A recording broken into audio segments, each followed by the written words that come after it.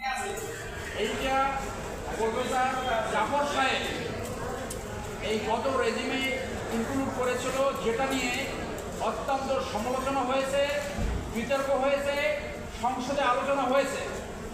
পৃথিবীর কোথাও ক্যামব্রিজের কারিক্রমে ও লেভেলসে এবং অনেক দেশে মাধ্যমিক লেভেলে এই বিবর্তনবাদ পড়ানো হয় না।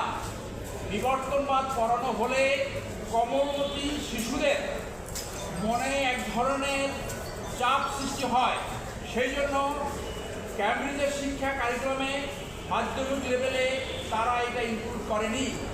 আমরা সেই জন্য জনস্বার্থে advisor ministry of education, secretary ministry of education এবং chairman national curriculum of text board NCTB বরাবর একটা লিগাল নোটিশ পাঠিয়েছি, যাতে আগামী শিক্ষাবর্ষ থেকে মাধ্যমিক লেভেলে এই বিবর্তনবাদ অন্তর্ভুক্ত করা না হয়। তারা যদি আমাদের লিগাল নোটিশের পরে কার্যক্রম গ্রহণ না করে, তাহলে আমরা আদালতের দ্বারস্থ হব।